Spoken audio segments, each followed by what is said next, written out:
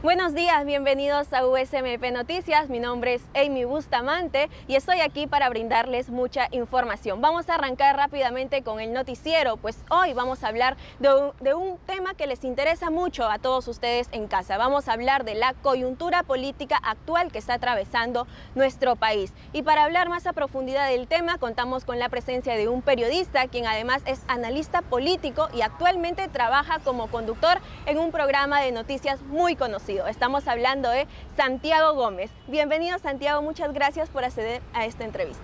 Gracias, Amy, un gusto estar acá con ustedes. Muchas gracias a ti. Actualmente estamos viviendo una coyuntura política actual totalmente controversial. ¿Por qué decimos eso? Salimos a las calles y escuchamos la opinión de las personas y tienen opiniones totalmente divididas frente a la coyuntura política actual. Además que en las noticias vemos de que ciertos parlamentarios están renunciando a sus partidos, tal es el caso de Acción Popular. ¿Qué está pasando con la coyuntura política actual en nuestro país? ¿Qué lectura tienes tú frente a esta situación? Bueno, es así como lo dices, ¿no? Hay un alto fraccionamiento de los grupos políticos. En realidad esta es una crisis que venimos llevando desde hace ya varios años. Si quieres podemos hablar de un desgaste de la política tradicional, los partidos políticos antiguos, los primeros partidos políticos, hablamos de APRA, PPC, el mismo Acción Popular, han perdido vigencia, sus estructuras internas no funcionan muy bien, hay una crisis de partidos políticos en el Perú y eso también pone en riesgo la democracia y pone en riesgo la política del día a día, porque cuando no hay partidos hay intereses personales, hay pequeños grupos que terminan uniéndose quizás sin un programa, quizás sin un propósito, sin una ideología. Y eso es algo que ocurre en todo el mundo, me parece. Pero en el Perú, uno de los casos últimos, digamos, que hemos visto es eso, ¿no? Las renuncias, la división en Acción Popular, pero también podríamos ver cómo otros partidos grandes han terminado perdiendo su inscripción por no alcanzar votaciones mínimas, como pasó con el PPC o con el APRA, ¿no? Eso también puede ocurrir porque en nuestro país también hay muchos partidos políticos, ¿no? Definitivamente creo que esta situación no va a mejorar porque en estas últimas semanas hemos escuchado en boca de todos los peruanos la recesión económica del Perú. ¿Será cierto que nosotros estamos en una recesión económica? De acuerdo a las últimas cifras del mes de junio, muchos economistas nos dicen que sí, ya estamos en recesión económica. Recordemos que Bloomberg, una empresa estadounidense de finanzas, nos dijo de que estamos entrando en una recesión técnica. Sin embargo, Julio Velarde, quien es recordado por el BBC News como la persona que está haciendo sobrevivir la economía del Perú, nos dice que no, el Perú no está en recesión económica. ¿Qué lectura tú tienes frente a esto y cómo esta situación económica actual influye en nuestra política peruana? Es todo un debate, ¿no? El de la recesión, que básicamente significa que en 2 trimestres la economía no crezca, sino caiga. Entonces, ese concepto, algunos dicen, estamos en una leve recesión, pero claro, ayer salió Julio Velarde a decir, no, porque no se cumplen factores como el empleo, que parece estar recuperándose, y el consumo, que también se recupera. Ahora, lo cierto es que para la ciudadanía estos conceptos técnicos quizá no sean tan trascendentes, pero sí es importante apuntar que no solo estamos en un panorama de poco crecimiento económico, casi amarrados a un 0% como país, sino también hay una situación allí de inflación, precios altos de los alimentos. Creo que eso preocupa más a la ciudadanía y la preocupación es un poco el futuro, ¿no? ¿Qué va a pasar con el país? El país necesita crecer para que se creen puestos de trabajo y para que finalmente salgamos del subdesarrollo, para que seamos un país desarrollado, ¿no? Un país que crece es un país que mantiene, por ejemplo, a sus ciudadanos en su país. Países que no crecen, países que tienen muchos años de recesión o muchos años de crecimiento en rojo, terminan siendo países donde la gente se quiere ir al extranjero. Exacto. Eso pasaba antes en el Perú. Quizá también es un momento donde una generación joven como la nuestra está conociendo por primera vez esos conceptos económicos, ¿no?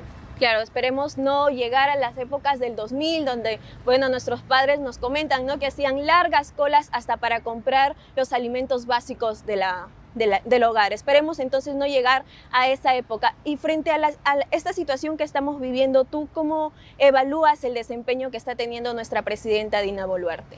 Bueno, es una situación muy particular, ¿no? Ella toma un gobierno después de la caída de un presidente, ¿no? Después de la situación de Pedro Castillo siendo vacado por el Congreso, un país en crisis, protesta social, le costó mucho a Dina Boluarte legitimarse, aún creo que hay regiones que tienen un fuerte rechazo hacia su gobierno, y diríamos que estos primeros 6 meses de gobierno han estado concentrados en intentar asentarse en el poder, ¿no? Administrar esa crisis.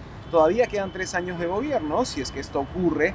Creo que vamos a ver en los próximos meses, diríamos, una aplicación de un programa. Recordemos el mensaje del 28 de julio, parecía más bien un programa de gobierno. La presidenta parecía estar entregándole al país una línea de acción de los próximos 3 años. Ahora, nada está dicho en el Perú, ¿no? La política es inestable, las voces de vacancia, cierre del Congreso, estas ideas todavía siguen dando vueltas en la clase política, pero también, por ejemplo, desde el sector empresarial se apuesta por la estabilidad, se apuesta por continuar con el gobierno hasta el 2026 y así un poco normalizar la política. El gobierno está haciendo las cosas como puede, creo que no es una nota muy aprobatoria. Yo, si quieres, le pongo un 11 al gobierno porque, claro, en estos meses todavía no ha podido lidiar con, por ejemplo, temas como la seguridad ciudadana o temas como, si quieres, la corrupción que sigue brotando desde las entrañas del Estado. Pero hay cierta expectativa de lo que pueda pasar en los próximos años. El golpe duro que ha tenido el gobierno, el tema climático, ¿no? El Niño ha tirado la producción al suelo y lo que se puede venir en el verano tampoco es muy auspicioso. Así es, estamos hablando de Dina Boluarte, pero ahora vamos a hablar sobre los congresistas. Según RPP nos dice que más de la mitad de nuestros congresistas tienen carpetas fiscales entre denuncias e investigaciones. ¿Tú crees que este panorama de congresistas que tenemos están afectando o obstaculizando el desempeño de Dina Boluarte? Sí, el Congreso es un desastre, Amy. El Congreso es precisamente la consecuencia de la crisis de partidos, ¿no? El Congreso no tiene una agenda clara, el Congreso no tiene la confianza de la ciudadanía. En el Congreso se ven también los intereses particulares de grupos de poder. Lo vimos, por ejemplo, en la contrarreforma de la educación, cómo se destruyó, digamos, la idea que tenía la Superintendencia Nacional de Educación Universitaria, la SUNEDU. También lo vemos con otro tipo de programas o proyectos donde lo que se busca es más bien protegerse, más bien blindarse, más bien no hay una vocación, me parece, de servir a la ciudadanía, aunque incluso ese es el eslogan del Congreso, ¿no? Servimos a la nación. Hay una situación de quiebre de confianza allí, la gente no confía en los congresistas no hacen nada para ganarse la confianza de la gente y hay una total desconexión. Creo que si hay una institución que sale muy mal parada en este periodo es el Congreso. En muy poco tiempo se han ganado el rechazo de la ciudadanía y nada parece indicarnos que esto va a cambiar. Así es, no tienen nada de aprobación por parte de la ciudadanía, como tú mismo lo mencionas. Y ahora ya para ir cerrando con esta entrevista, a modo de reflexión y hablando también del Congreso, quizás sería bueno tener más participación de gente joven en el Congreso, ¿no? Que puedan plantear sus nuevas ideas. Entonces, ¿qué mensaje le darías tú a la juventud? ¿Qué tal te parece su desempeño también políticamente de los jóvenes actualmente? Yo creo que hay una poca participación de los jóvenes en la política. Creo que si algo tenemos que hacer es precisamente eso, informarnos de política, consumir política del día a día y también desde donde estés, ¿no? Si estás en el ámbito académico, monitorear, si estás estudiando comunicaciones, intentar, si quieres, explorar los nuevos medios que te permiten, incluso desde la ciudadanía, fiscalizar al Congreso, ¿no? Implicarse más en política. Creo que es una necesidad, primero, que los jóvenes estén informados y después que participen de la vida pública del país. ¿Cómo? Precisamente eso. Reuniéndose, asociándose, estando pendientes de lo que hacen los políticos. Mira, en el Congreso hasta se aceptan iniciativas legislativas de los ciudadanos, es algo que mucha gente no sabe, ¿no? Pero es importante la participación de los jóvenes en la política y sobre todo utilizar los nuevos medios, utilizar la tecnología, ¿no? Monitorear a los políticos, comentar sobre políticas, crear canales de YouTube, crearse cuentas en redes sociales, inundar las redes sociales de comentarios, de opiniones, de análisis y hacerles saber a los políticos que hay una ciudadanía detrás interesada por los temas y que va a estar observando, va a estar vigilando y no va a permitir que hagan lo que quieran, ¿no? Muy bien, entonces estas fueron las palabras del periodista Santiago Gómez. Ya lo saben, jóvenes, hay que tener una mayor participación, hay que aprovechar la era tecnológica y dejar ahí en las redes sociales nuestros comentarios, nuestras opiniones, que siempre son muy valiosas.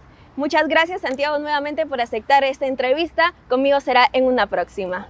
Nos vemos.